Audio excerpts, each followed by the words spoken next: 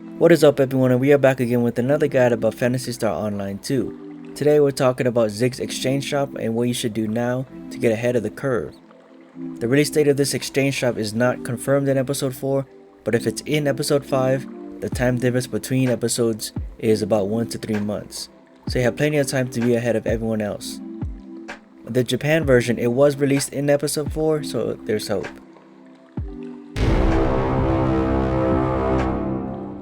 I would like to put a big disclaimer here first.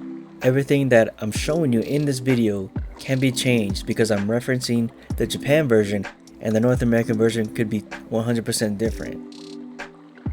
However, with most exchanges, the Japan and North American version have similar exchange rates, so take that in consideration. Like the AC, Star Gems, Fun Tickets, all of those are exactly the same, as well as X Cubes. I'm just showing you what the Japan version has, and with that being said, do what you want with this information I'm providing you.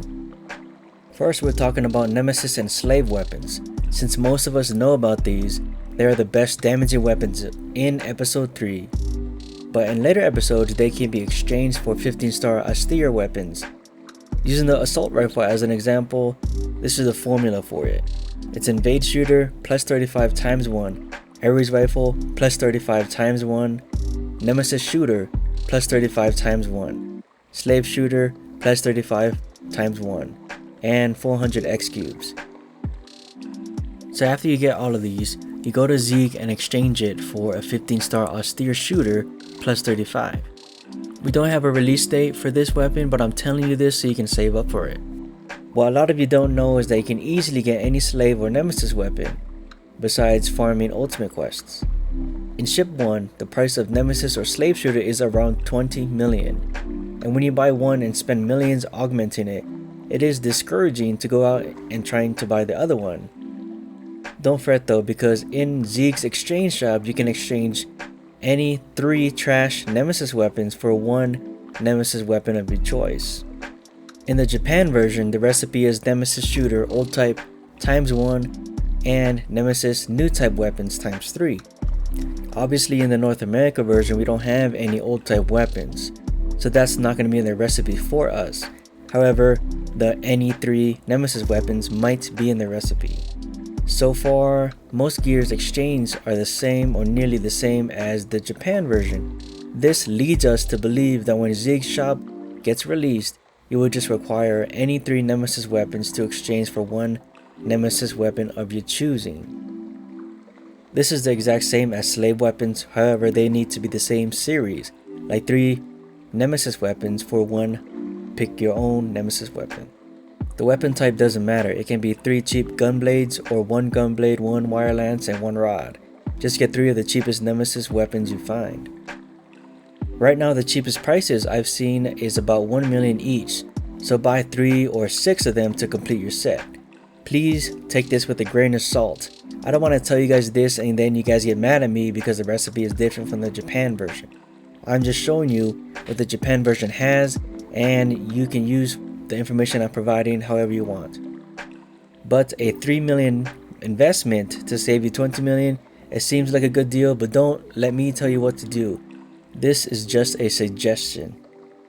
Please note that most of the time when I release videos like this, the prices of items increase and it's likely these weapons will not go up in price, so try to get a few now. Next up, we're going to be talking about another austere 15-star weapon fodder gear, the Ares weapon. Not how to get it, but how to exchange a trash Ares weapon for an Ares weapon of your choice. Say when this Ares weapon finally gets released and you get a random drop that's not even related to your class, but you want to exchange that for 1 weapon of your choice. This requires any Ares weapon times 1 and 999 of these materials. So for those 1000 material items, that's received by desynthesizing 13-star weapons. You get 36 for a regular success and 63 for a great success. You get different fragments based on the weapon type.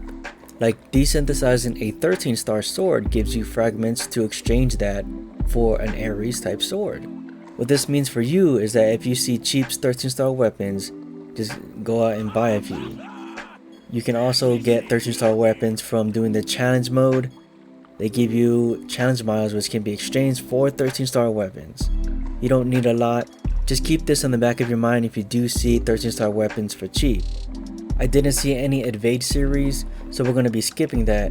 The only one I saw is an old type series, and that's not going to be relevant to us because we only use new type weapons. Next up is upgrading items. Let's take a look at units. So most of us already have the 11-star Circuit Ray units from the Independence event.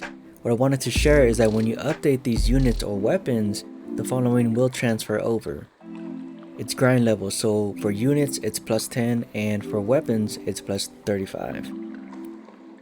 It's augments. I've been told only up to 4 augments, so keep that in mind.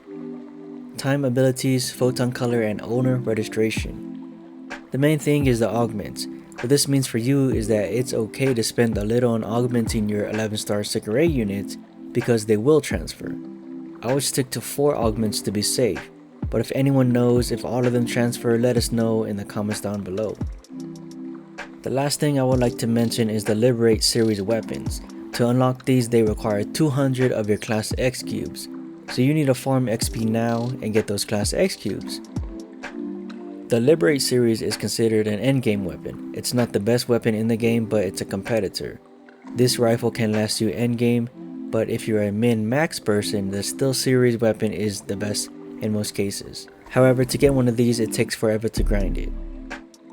If you do want the Still series, take a look at the PSO2, as it's a fodder gear for it. It requires 200 pure photons, so keep an eye out on those. I believe you can get them in the Vegas UQ. If you do know any other methods, please let us know in the comments down below. That's it for this video. Lastly, I'm just going to be skimming over the Zig Exchange rifle so you can take a look at all the recipes and plan accordingly if you want to. If you like this video, please hit that like button and subscribe for more videos. Thank you all for tuning in and listening, and until next time.